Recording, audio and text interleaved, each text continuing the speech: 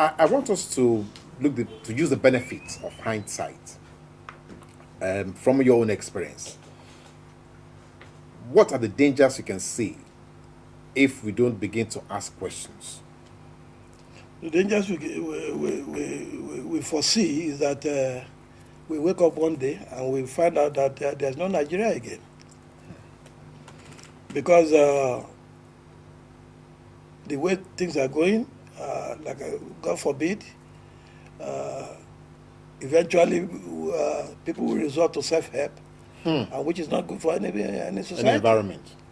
So if people are pushed to that extent and they resort to self-help, well, God help us all. As an elder now, do you have moments or places or reasons why you share ideas with other elders? Oh yes, I'm a chief from Abeokuta. I'm a titled chief, and sometimes the Oba will send for me for my contribution, for my advice on issues governing the town. Country, yeah. And there are times we digress into national issues and so on and so forth. Anytime my opinion is being sought, I'll go there and contribute. Let me use the benefit of your presence here.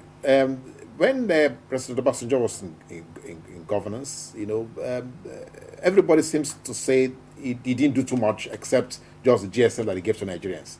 You think? I mean, would that be a fair assessment of his tenure? Unfortunately, I wasn't in the country. I was still in exile. I came towards the tail end of the twilight of his administration. So I wouldn't be in a position to actually say if that was a fair opinion or not. But one thing I realized is that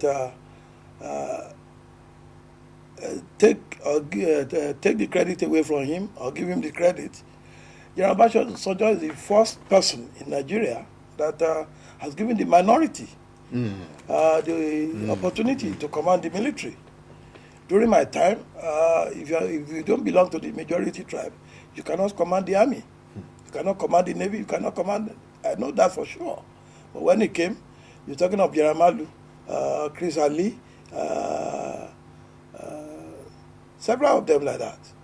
You see, minorities who command the army is a rare achievement.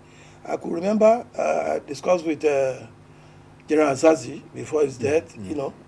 He confided in me that it was an unbelievable story for him to command the army, even though that was one of the gems we had in the military intelligence. He has all the wherewithal, he has all the qualifications to become the chief of army staff.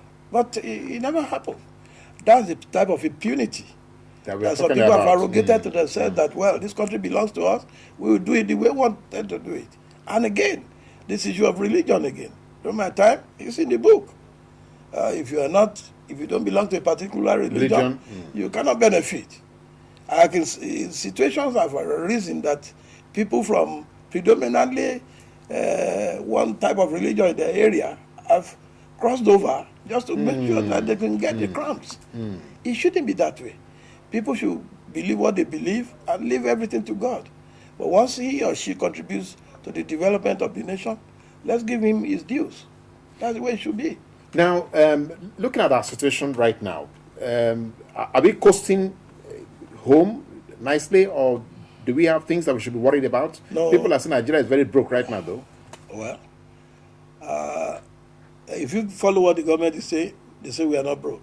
But this is all over the place that we are really broke. Because there are so many, the state governments, they are complaining they've not been getting their allocation on time. Yes. And if a state like Lagos State is complaining, there'll be some degree of truth into that. So I don't know what exactly is happening. The federal says we are not broke. The state says we are broke. So where do we stand? Which one do we believe? And this is one thing I've suggested about having the central government too powerful. You see, once you have a federal government that has little to do with the day-to-day running of the country, they are going to have lesser body, and they will be able to cope with whatever responsibility we assigned to them. Now, but the flip side of that is that some people have said if you give the money as it were, to local government or directly to state government, then you are actually, encouraging local politicians to also steal all the money away because they are not accountable to anybody. The answer is honor.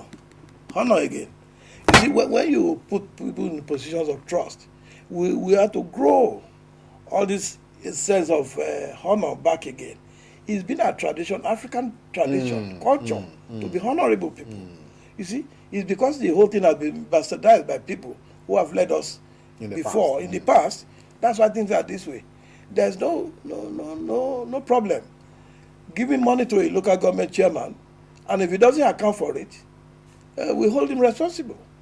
But this is exactly, you see, when you have a local government chairman and you have a superior level of government, the state, taking money from the local government, how do you want the local government to perform? And this is what we see all over the country. This is what you see all over the country. I hope that we will not leave this in a pessimistic note. But let's come back to honor for sale. There is a picture there of Delegiwa that everybody agreed was murdered, at one point or the other.